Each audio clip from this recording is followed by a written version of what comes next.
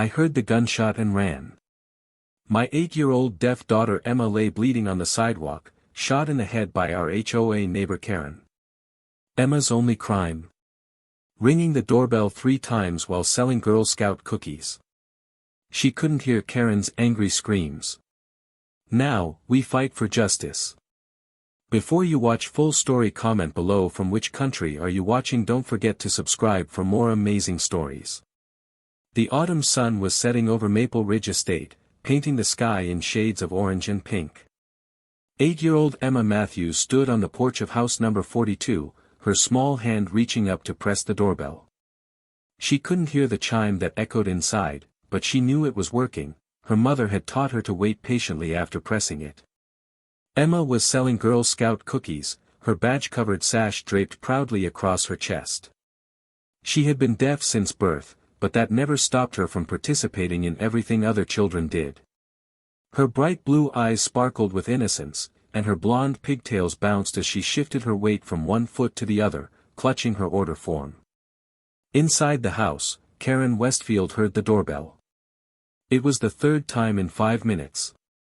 Her face twisted with rage as she stomped toward the door, her perfectly manicured nails clutching her phone. She had been in the middle of an important call with her book club, discussing who should be banned from the neighborhood for having the wrong shade of mailbox. I swear to God, if it's another solicitor, Karen muttered under her breath, her voice dripping with venom.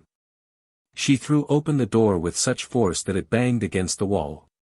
Emma smiled up at her, holding out her colorful brochure. She couldn't hear Karen's angry breathing or the hostile tone that was about to come. All she saw was another neighbor, another potential customer. Emma's small hands moved in sign language, then she spoke in the careful, practiced way her speech therapist had taught her. "Hello, ma'am. Would you like to buy Girl Scout cookies? We have Thin Mints and..." "Are you kidding me right now?" Karen's voice was a screech. "I don't want your stupid cookies. And stop ringing my doorbell." Emma couldn't hear the words, but she could see the anger on Karen's face. She had encountered unfriendly people before. Her mother, Sarah, had taught her to simply smile, apologize politely, and move on. Emma nodded, still smiling, and began to turn away. But that wasn't enough for Karen Westfield. In her twisted mind, this child was disrespecting her. This child had dared to ring her doorbell 3 times because Emma, unable to hear any response from inside, had pressed it again after waiting, thinking perhaps it hadn't worked. Karen reached behind her door where she kept her handgun, a weapon she had bought after complaining at HOA meetings about suspicious characters in their gated community. Her husband had begged her not to keep it loaded, but Karen always knew better than everyone else. "I said get off my property," Karen screamed. Emma was walking down the porch steps, her back to Karen, when she decided to press the doorbell of the next house. She never saw Karen raise the gun. She never heard the safety click off. The shot rang out across the quiet neighborhood like thunder. Emma felt something hot slam into the side of her head. The world spun.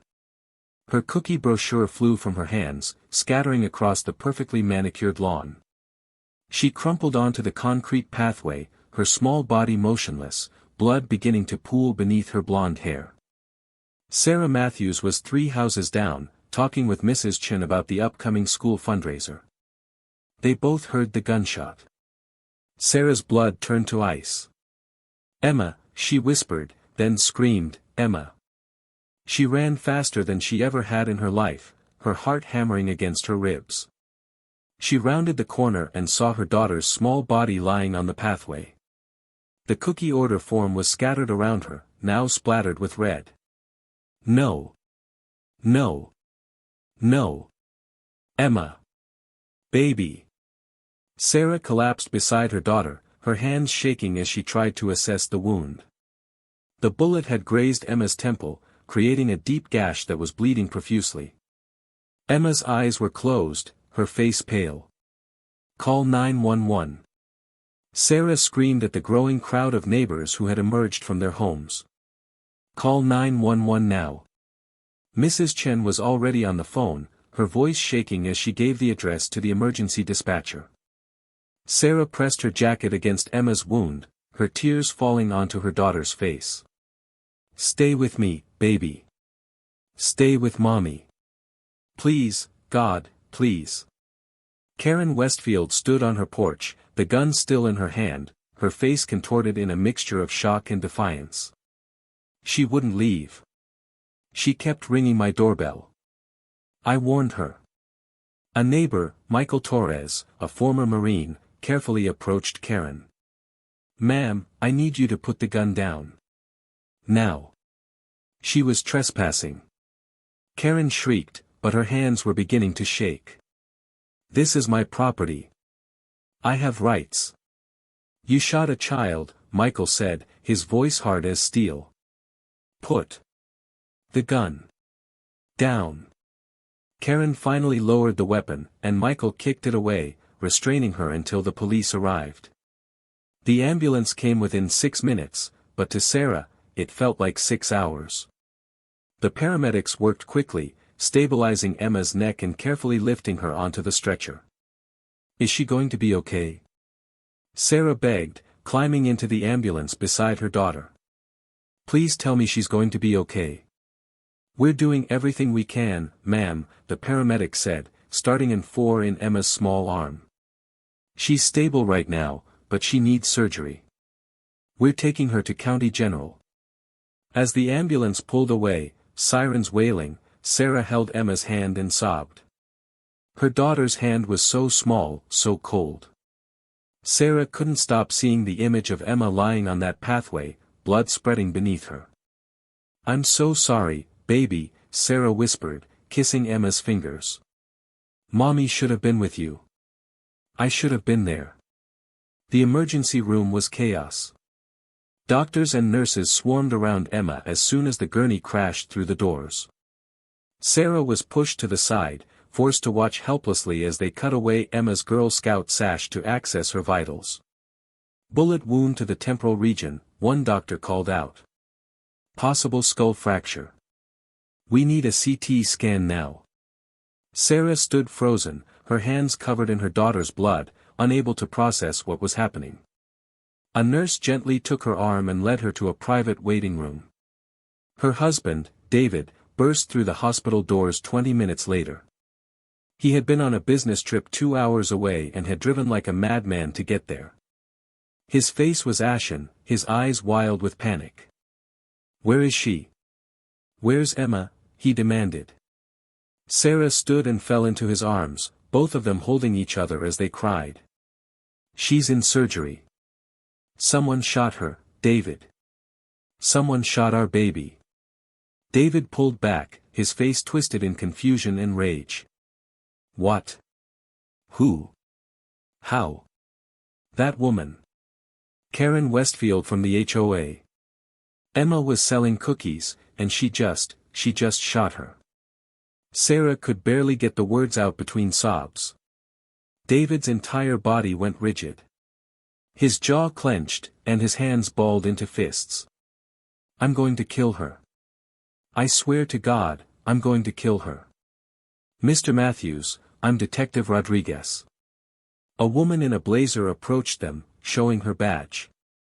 "I know this is an incredibly difficult time, but I need to ask you some questions.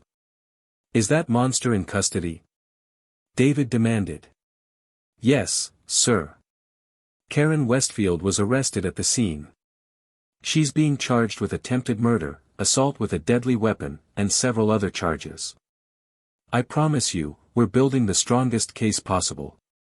They sat in the sterile waiting room for the next 4 hours, answering questions, crying, praying.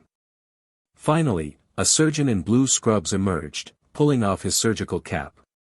"Mr. and Mrs. Matthews? I'm Dr. Patel. Emma is out of surgery. Is she alive?" "Please tell me she's alive," Sarah begged. "She's alive. The bullet grazed her skull and caused significant trauma. We had to relieve pressure on her brain and repair the damage to her temporal bone. The next 48 hours are critical. She's in a medically induced coma to allow her brain to heal." David's legs gave out, and he sank back into the chair. But she'll be okay. She'll recover. Dr. Patel's expression was cautious. It's too early to tell if there will be permanent damage. The temporal lobe controls many important functions: memory, language processing, emotional regulation. We won't know the full extent until she wakes up. When they finally saw Emma, both parents broke down. Their little girl looked so small in the hospital bed, surrounded by machines and monitors. A large bandage covered the side of her head where they had shaved her beautiful blonde hair. Tubes and wires connected her to various machines that beeped and hummed. Sarah approached the bed carefully, as if Emma might break. She took her daughter's hand and brought it to her lips, kissing it over and over. "Mommy's here, baby. Daddy's here. We're not leaving you. You're so strong, Emma. So strong." By morning, the news had spread far beyond Maple Ridge Estate. The story of an 8-year-old deaf girl shot by an HOA board member for ringing a doorbell became national news. Camera crews set up outside the hospital. The Girl Scouts of America issued a statement condemning the violence. Social media exploded with outrage. #Justice for Emma began trending worldwide. Karen Westfield's mugshot appeared on every news channel. Her entitled sneer, her perfectly styled hair, her designer blouse, everything about her screamed privilege and cruelty. Reporters dug into her background. They found complaint after complaint filed with the HOA about minor violations: children's toys left in yards, Christmas lights up past New Year's, dogs barking.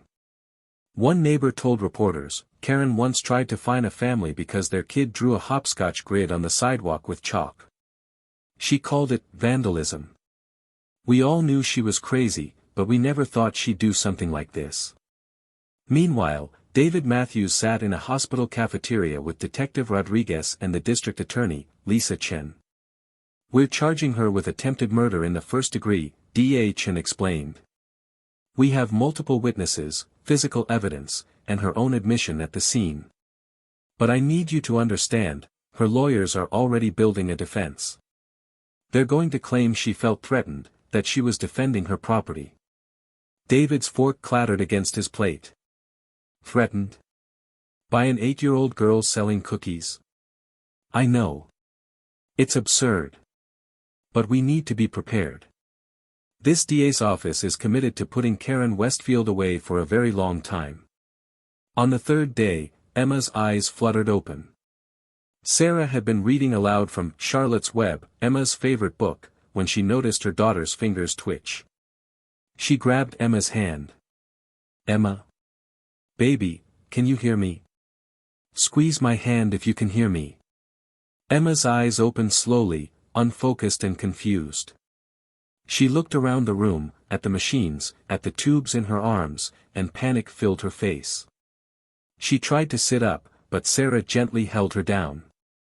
"It's okay, baby. You're okay. You're in the hospital. You're safe now. Mommy's here." Emma's hands moved weakly, forming signs. "What happened?" Sarah's heart broke as she signed back, "There was an accident. You were hurt. But you're going to be fine. Daddy and I are right here." Dr. Patel came in and performed a series of tests, checking Emma's pupils, her reflexes, asking her simple questions. Emma could answer, though she was groggy and confused. She seemed to remember going to sell cookies but nothing after that. Over the next few days, Emma's condition improved steadily. But there were changes that broke her parents' hearts. Emma had always been outgoing, fearless, quick to laugh. Now she was withdrawn, crying easily, afraid of noises she felt through vibrations. When a door slammed, she would curl into a ball and shake. A child psychologist, Dr. Williams, came to evaluate her. "Emma is experiencing post-traumatic stress disorder," she explained to Sarah and David. "Even though she can't remember the shooting consciously, her body remembers the trauma. She's going to need extensive therapy. The recovery process will be long." "We'll do whatever it takes," Sarah said firmly. "Whatever she needs." Emma spent 2 weeks in the hospital. During that time, gifts poured in from around the world. Stuffed animals, cards, flowers, donations to her medical fund. The Girl Scouts organization sent representatives who awarded Emma the Bronze Cross, the highest award for heroism. 3 months later, Karen Westfield sat in a courtroom wearing a conservative blue suit, her hair pulled back, her expression carefully neutral. The courtroom was packed. Every major news outlet had sent reporters. The Matthews family sat in the front row, Sarah, David, and Emma between them. District Attorney Lisa Chin stood before the jury, her voice clear and strong. "Ladies and gentlemen of the jury, this case is about a woman who valued her peace and quiet more than a child's life. Karen Westfield shot 8-year-old Emma Matthews in the head because Emma had the audacity to ring her doorbell. Not once. Not twice. But 3 times. Why? Because Emma is deaf. She couldn't hear if anyone answered." Lisa turned to point at Karen. That woman had many choices that day. She could have said, "No thank you." She could have ignored the doorbell. Instead, she chose to retrieve a loaded handgun and shoot a child in the head. The trial lasted 3 weeks. Witness after witness testified about what they saw, what they heard, the horror of that day. Sarah took the stand, tears streaming down her face as she described finding her daughter bleeding on the sidewalk. "Emma is the light of our lives. She was born deaf, but she has never let that stop her. She's kind, thoughtful, and brave. She just wanted to sell cookies to help her troop go to camp." Sarah's voice broke. She just wanted to go to camp with her friends. When the defense attorney tried to suggest Sarah had been negligent in supervising Emma, Sarah's voice rose with fury. "She was with her Girl Scout troop. We were in a gated community. She should have been safe." Emma testified too, sitting in the witness box looking tiny and scared. Through an interpreter, she signed her answers. "I remember pressing the doorbell. Then I was in the hospital. How do you feel now?" Lisa Chen asked gently. Emma's small hands moved slowly. "I'm scared all the time. I have bad dreams.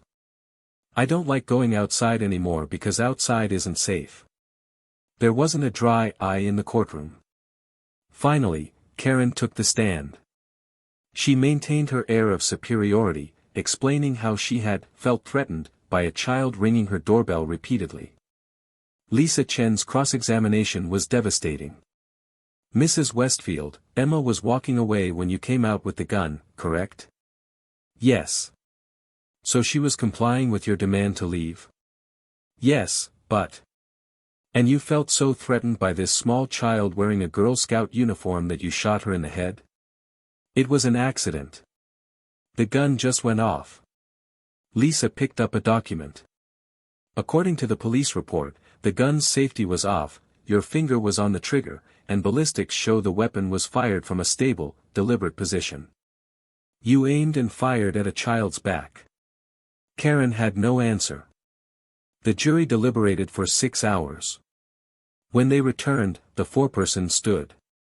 "In the case of the state versus Karen Westfield, on the charge of attempted murder in the first degree, how do you find?" "We find the defendant guilty." Sarah collapsed against David, sobbing with relief. Emma squeezed both their hands. "Guilty on all 7 charges." As Karen was led away in handcuffs, she screamed at the Matthews family, "Your daughter should have listened. She should have left. She couldn't hear you." Sarah screamed back. "She couldn't hear you, and you shot her anyway." 2 weeks later, at sentencing, Sarah read her victim impact statement. "Your Honor, Emma is alive, and for that I am grateful every single day.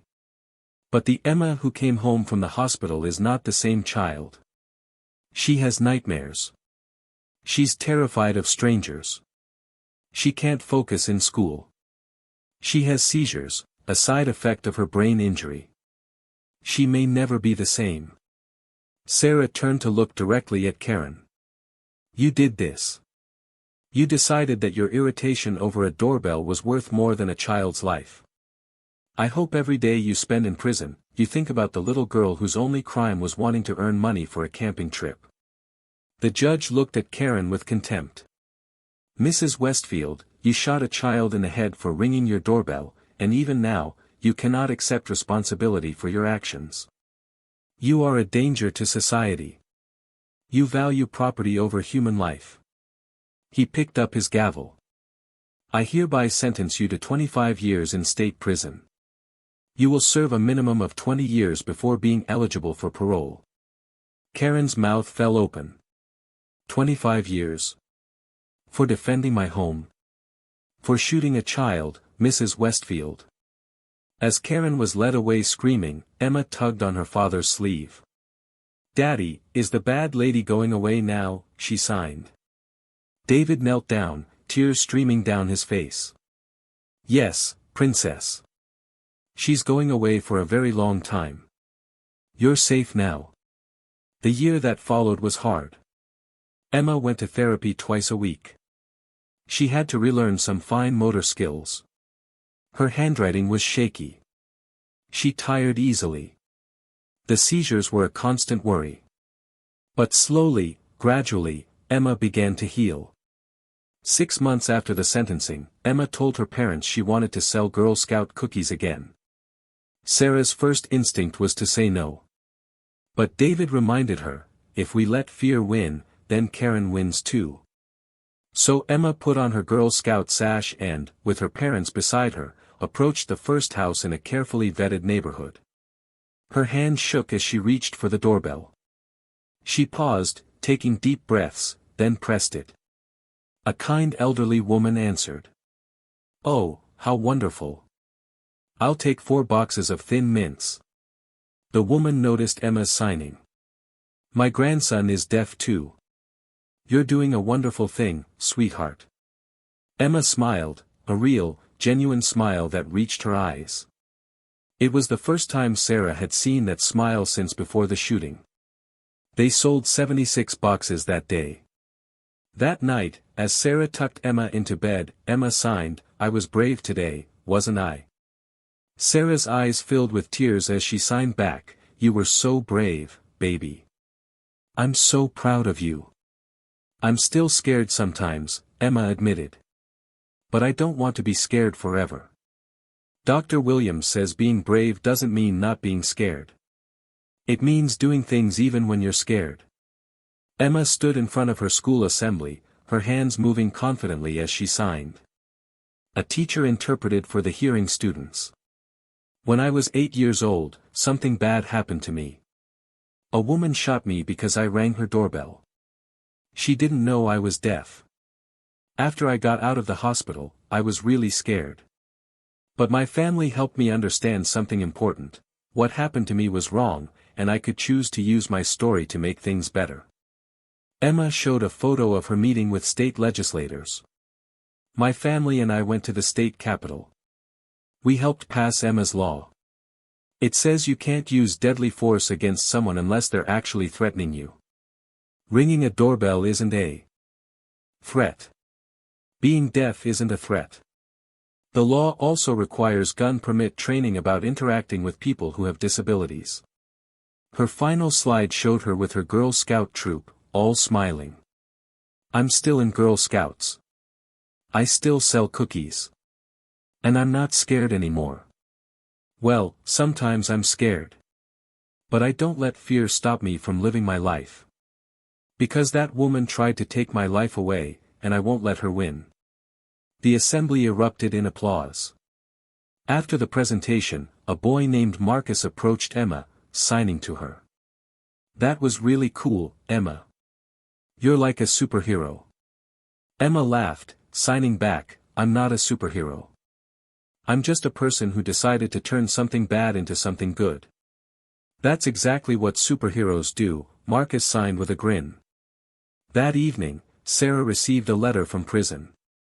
It was from Karen, expressing remorse after years of reflection and therapy. Sarah read it once, then wrote a short reply. Karen, I received your letter. I believe you're sorry. But I can't forgive you, not yet, maybe not ever. What you did was unforgivable. But Emma is magnificent. She's everything you tried to destroy and more. She's brave, kind, and strong. She's changing laws so what happened to her won't happen to other children. Your moment of hatred couldn't extinguish her light. Sarah never told Emma about the letter. Emma had moved forward with her life, and she didn't need to carry Karen's burden of guilt. 3 years after the shooting, Emma stood before the state legislature, her mother interpreting beside her. At 11 years old, she was the youngest person ever to address the legislative body about gun safety reform. Honorable members, Emma signed, her voice accompanying the movements, I am here today not just for myself, but for every child who should feel safe in their neighborhood. When I was 8, I was shot for doing something innocent, selling cookies. The woman who shot me had a gun she wasn't trained to use. She had anger she never addressed. And she had a belief that her property was more valuable than my life. Emma paused, looking directly at the legislators. Emma's law was a start. But we need more. We need mandatory mental health evaluations for gun owners. We need requirements that guns be stored safely, away from people who are angry or unstable. We need a culture that values human life over property. Several legislators wiped their eyes as Emma continued. Some people say that what happened to me was rare, that we shouldn't make laws based on one incident. But I've received letters from hundreds of families. Children shot for walking on someone's lawn. Teenagers shot for turning around in the wrong driveway. Adults shot for knocking on the wrong door. This isn't rare. This is an epidemic of people who value their comfort over human life. I'm deaf. I can't hear warnings. But even if I could hear, even if I had heard that woman yelling at me, would that have made it okay? Would that have justified her shooting me in the head? Children make mistakes. Children knock on wrong doors. Children are loud. Children are curious. Should any of that be a death sentence? The room was silent except for the sound of Emma's voice and her mother's interpretation. I stand before you today with a scar on my head that will never go away. I stand here with trauma that wakes me up at night. I stand here with the knowledge that someone hated me enough to try to kill me, and she didn't even know my name. But I also stand here with hope. Hope that you will pass stronger protections. Hope that no other child will go through what I went through. Hope that we can build a society where Girl Scouts can sell cookies without fear. When Emma finished, the entire chamber rose in a standing ovation. Several legislators approached her afterward, promising to sponsor new legislation. 2 bills were introduced that month, one requiring safe storage of firearms, another mandating conflict resolution training for gun permit applicants. When Emma turned 13, Karen Westfield became eligible for parole after serving 8 years. The parole board scheduled a hearing, and the Matthews family was notified they could attend and speak. David was adamant. We're going to make sure they know what she did. We're going to make sure she stays in prison. But Emma surprised them both. I want to speak. I want to tell them what she did to me. Sarah hesitated. Baby, you don't have to do that. We can speak for you. Emma shook her head firmly. No, Mom. This is my story. I need to tell it myself. The parole hearing was held in a small, sterile room. Karen sat at a table with her lawyer, her face older, worn by prison life. She had gained weight. Her hair had gone gray. When Emma walked in with her parents, Karen's eyes filled with tears and she looked away. The parole board chairman addressed Karen first. Mrs. Westfield, you've served 8 years of a 25-year sentence. Tell us why you believe you should be released. Karen's voice was quiet, so different from the screaming woman who had been dragged from the courtroom. I've spent every day of the last 8 years regretting what I did. I've been in therapy. I've taken anger management courses. I volunteered in the prison's literacy program. I've tried to become a better person. She finally looked at Emma, tears streaming down her face. I'm so sorry. I know those words aren't enough. They'll never be enough. I took my anger out on an innocent child, and I will carry that guilt for the rest of my life. The chairman turned to the Matthews family. Would anyone like to make a statement? Emma stood up, her hands trembling slightly. She signed as she spoke, her voice clear and strong despite her fear. My name is Emma Matthews. 8 years ago, Mrs. Westfield shot me in the head because I rang her doorbell. I was 8 years old.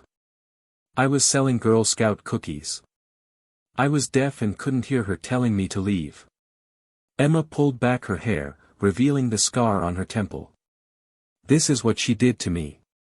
But that's just the outside. On the inside, she gave me PTSD. She gave me seizures. She gave me nightmares that lasted for years. She gave me a fear of the world that I've had to fight every single day. Karen was openly sobbing now, her head in her hands. Mrs. Westfield says she's sorry. Maybe she is. But being sorry doesn't undo what she did. Being sorry doesn't give me back the childhood I lost. Being sorry doesn't erase the months I spent in the hospital, the years of therapy, the constant fear that the world isn't safe. Emma's voice grew stronger. I've forgiven many things in my life. I've forgiven kids who made fun of me for being deaf. I've forgiven people who were impatient when I couldn't understand them. But I cannot forgive someone who tried to murder me for ringing a doorbell. That's not something therapy can fix. That's not something 8 years in prison can balance out. She looked directly at Karen. You didn't just hurt me that day. You hurt every child who now lives in fear. You hurt every parent who has to worry when their kids go out to play. You hurt my parents, who have to live with the memory of finding me bleeding on a stranger's lawn. You hurt society by showing that a person's anger can justify attempted murder. Emma turned back to the parole board. Mrs. Westfield is asking you to let her out after serving only 8 years of her sentence. I'm asking you to remember that I have a life sentence. I will deal with what she did to me for the rest of my life. If she truly is sorry, if she truly understands what she did, then she should be willing to serve her full sentence. That's what justice looks like. The chairman nodded slowly. Thank you, Emma. That was very brave. The parole board deliberated for 2 hours. When they returned, the chairman's face was grave. Mrs. Westfield, we acknowledge the work you've done in prison. We acknowledge your remorse. However, the severity of your crime, attempting to murder a child, cannot be overlooked. Your actions were not a momentary lapse in judgment but the result of years of unchecked anger and aggression. Multiple witnesses testified to your pattern of hostile behavior. This was a tragedy waiting to happen. He looked down at his notes. Furthermore, Ms. Matthews' statement today reminds us that your victim continues to suffer the consequences of your actions. Parole denied. You may reapply in 5 years. Karen's face crumpled, but she didn't scream or argue like she had at her trial. She simply nodded and whispered, I understand. As they left the hearing, Emma felt lighter. She had faced her attacker and spoken her truth. She had looked Karen in the eyes and refused to let her minimize what had happened. David put his arm around his daughter. I'm so proud of you, Emma. That took incredible courage. Emma signed back, she needed to hear it from me. She needed to understand that I'm not just a victim anymore. I'm a survivor who won't stay silent. On Emma's 14th birthday, she received a special invitation. The Girl Scouts of America wanted her to be the keynote speaker at their national convention. 5,000 Girl Scouts from across the country would be there. Emma stood backstage, nervous but excited. Her mother stood beside her, ready to interpret. The MC introduced her. Please welcome a young woman who embodies the Girl Scout values of courage, confidence, and character, Emma Matthews. The audience erupted in applause as Emma walked onto the stage. 5,000 girls and their leaders rose to their feet, giving her a standing ovation before she even said a word. Emma waited for the applause to die down, then began signing. 6 years ago, I was just like many of you. I loved Girl Scouts. I loved earning badges and going to camp. I loved selling cookies because it taught me about business and helping my community. I was proud to wear my uniform. Then one day, that uniform almost got me killed. I knocked on the wrong door. I rang the doorbell of someone who valued her peace and quiet more than my life. And she shot me. The room was completely silent now. I could have let that day define me. I could have quit Girl Scouts. I could have hidden from the world. But I didn't, and you know why? Because being a Girl Scout taught me to be brave. It taught me to stand up for what's right. It taught me that when bad things happen, you don't give up, you fight back. Emma's voice grew passionate. What happened to me was wrong. But it led to something powerful. It led to new laws that protect children. It led to training programs that teach people about disabilities. It led to conversations about gun safety and mental health. It led to change. Each of you has the power to create change too. Maybe you won't face what I faced, I hope you never do. But you will face challenges. You will face people who don't believe in you. You will face obstacles that seem impossible. And when that happens, remember what we learn in Girl Scouts: we are stronger together. We are brave. We are resilient. And we never, ever give up. Emma held up her Girl Scout vest, now covered in badges and pins. This uniform represents who we are. We are helpers. We are leaders. We are changemakers. Don't ever let anyone make you feel small for wearing it. Don't ever let anyone tell you that selling cookies or helping your community or being kind is something to be ashamed of. This uniform is armor. Wear it proudly. The convention center exploded with applause, cheers, and the sound of 5,000 girls chanting Emma's name. Tears streamed down Emma's face as she waved to the audience. These were her sisters, her community, her people. As Emma left the stage, dozens of girls lined up to meet her, to hug her, to tell her their own stories of overcoming adversity. One girl, wheelchair-bound and no older than 10, signed to Emma, "You make me feel like I can do anything." Emma knelt down to the girl's level and signed back, "You can. Don't let anyone tell you different." That night, lying in her hotel bed, Emma thought about the journey she'd been on. From that terrible day on Karen's lawn to this moment of triumph. She had turned her pain into purpose, her trauma into transformation. She pulled out her journal and wrote, "Today I realized something. Karen took a lot from me that day. She took my innocence. She took my sense of safety. She took parts of my childhood I'll never get back. But she couldn't take my spirit. She couldn't take my voice. She couldn't take my power to turn something horrible into something meaningful. In trying to silence me, she made me louder. In trying to hurt me, she made me stronger. I won. Not because she's in prison, but because I'm out here, living, thriving, making a difference. That's the real victory." Emma closed her journal and looked at the scar on her temple in the mirror. It would always be there, a permanent reminder of that day. But now, when she looked at it, she didn't see a wound. She saw a badge of honor. She saw proof that she had survived. She saw the mark of a warrior.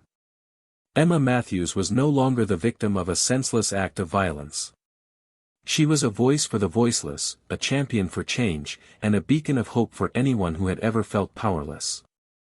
And she was just getting started.